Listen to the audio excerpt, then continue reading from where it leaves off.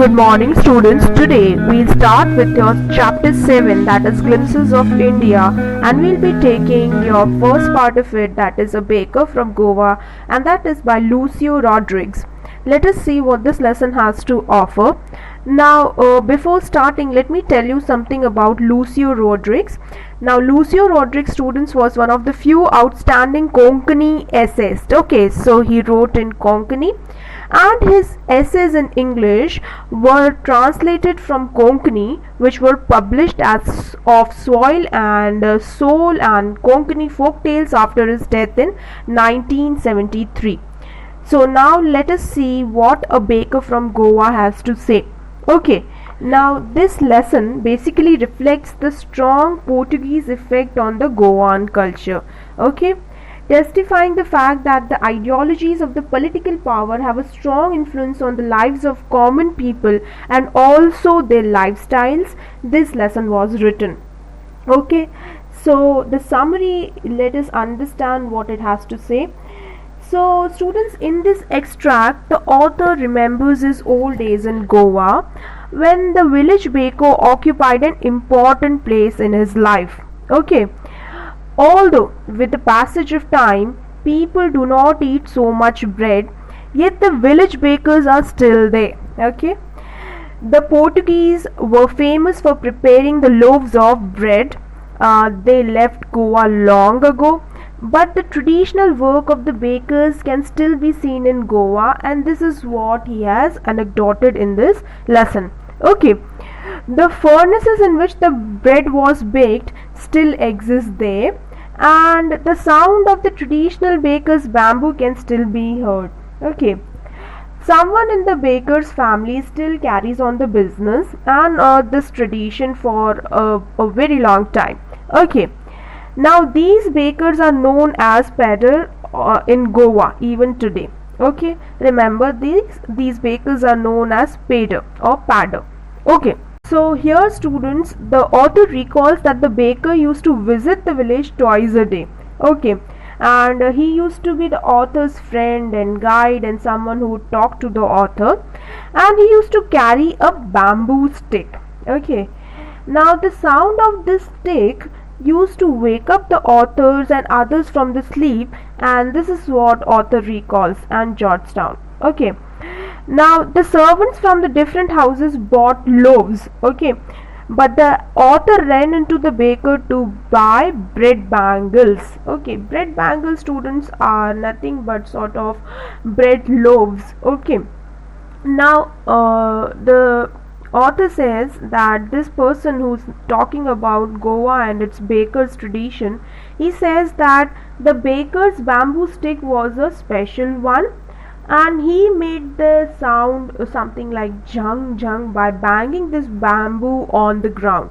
Okay, with one hand the baker supported the basket of bread on his head, and with the other he struck the ground with the bamboo. Okay, whenever someone came to him to buy bread, he placed the basket on the bamboo to show that this material is safe. Okay, the author and the others looked into the basket carefully, and he recalls that in those times it was a kind of fashion, a kind of trend to eat bread with hot tea. Okay, so he has a sense of nostalgia attached to bread. Okay, now the author was so fond of bread that he would not even brush his teeth before eating it. Okay, now the village baker was especially important for all the occasions. Okay students, the villagers were much fond of the sweet bread known as bol. Okay, now this bol word is a typical word used for bread which was baked in Goa. Okay, so this is a kind of traditional thing attached to bread baking, right? Now the author says that this friend who is talking about Goa says that marriage gifts were meaningless without these sweet breads and these bread loaves. Also, he remembers that sandwiches, cakes and bolinhas were a sort of must for Christmas as well as other festivals. Okay, and they were made with bread. Okay, this very bread. Now the author says that the presence of baker's furnace was very essential in each village, very necessary. Okay, on every occasion, or rather on all the occasions, the villages needed one or the other type of cake which could be baked in furnace. Okay, students, so this is something he jots down. Now the baker, or this bread seller, wore a special peculiar dress which the narrator recalls, and he says that it was known as kabai. Okay, that is Kabai. Okay, and it was sort of single long frock. Okay, and the narrator recalls that it reached down to the knees, and you can imagine this picture as how bread bakers look in single piece. Okay, so he says that during narrator's childhood, bakers wore trousers which were shorter than full length and longer than half pants. Okay, and he says that even today, if someone wears a half pant, he is said to be dressed like a baker. Okay, now the baker usually collected his bills at the end of the month. In the household, he recalls that the baker's monthly accounts used to be recorded on some wall in pencil. Okay, baking in a way was a profitable business in those days, he says.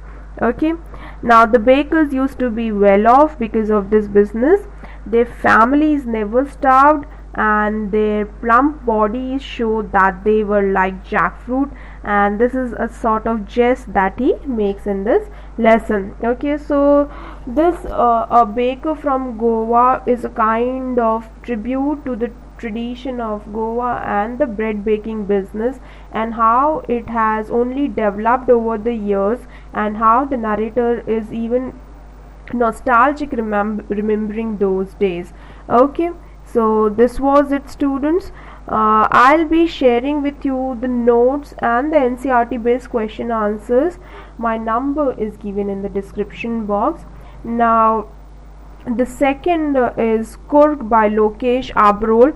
Okay, and that we'll be taking in the next video. Till then, take care.